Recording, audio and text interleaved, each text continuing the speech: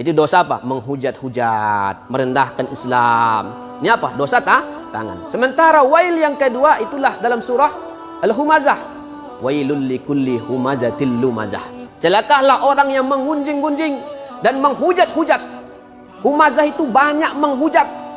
Banyak. Kalau lumazah, wailul likulli humazatil lumazah. Lumazah banyak mencaci maki, banyak melaknat. Ini juga termasuk orang-orang yang paling celaka.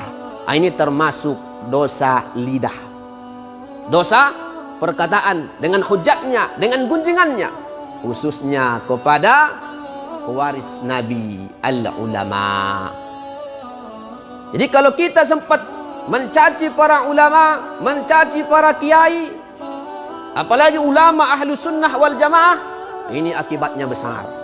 Inilah termasuk orang-orang yang celaka. Masuk dua-duanya. Ini tadi dari tangan, dosa tangan, komentarnya di mensos.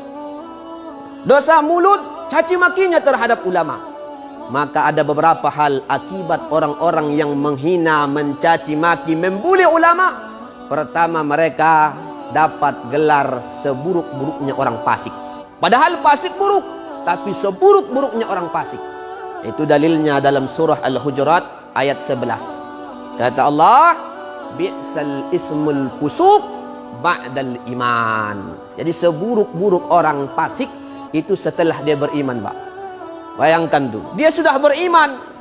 Mungkin dia seperti kita, pakainya sama, beribadah, tapi lidahnya suka menghina ulama, menghina para pewaris Nabi, wabil khusus min ahli baiti Rasulullah sallallahu alaihi wasallam. Dia pertama akibatnya dia dapat gelar seburuk-buruknya orang fasik.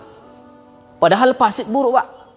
Makanya dalam tafsir Al-Jilani disebutkan orang yang begini akan hilang marwahnya dan tidak ada keberkahan dalam hidupnya. Begitu disebutkan dalam tafsir Al-Jilani. Jadi orang-orang tentang memaknai daripada surah Al-Hujurat ayat 11. Kenapa? Orang yang kau hujat, yang kau caci maki, boleh jadi dia jauh lebih baik dari dirimu. Nah itu. Apalagi min jurih Rasul, Pak, ini. Zaman sekarang ini banyak kita jumpai dengan gampang ini tangannya ini. Dosa tangan. Luar biasa. Menghujat ulama dengan gampangnya, Pak. Ini sesat, ini segala macam. Makanya hindari orang-orang satu kelompok yang kerjanya setiap hari 3. Pertama, tabdi', membid'ahkan orang. Jangan ikuti kelompok ini, Pak. Yang kedua, tafsik, dikit-dikit memfasikkan orang. Yang paling parah, yang ketiga, takfir, dikit-dikit mengkafirkan orang. Jangan ikuti kelompok-kelompok yang macam ini. Kalau ada kelompok yang dikit tafsik, ini fasik. Gampang lidahnya memfasikkan orang. Kenapa? Karena boleh jadi perkataan itu kalau tak terbukti, itu akan kembali pada dirinya sendiri. Sayang. Wahai saudaraku, jangan gampang kau melontarkan kalimat-kalimat takfir. Kenapa? Imam Ahmad bin Hanbal saja yang hafalannya disebutkan oleh Imam Az-Zahabi dalam Tazkirah Al-Hufaz itu adalah 1 juta. Hafalannya, Pak.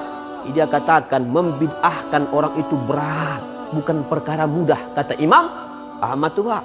Bayangkan tuh lama tuh, Pak. Jangan kita sempat-sempat, apalagi kita orang awam yang tak paham, menghujat-hujat sini kemana. Kita gunakan HP kita hanya menghujat ulama. Pertama, dapat gelar seburuk-buruknya manusia dan kefasikan. Hanya yang pertama.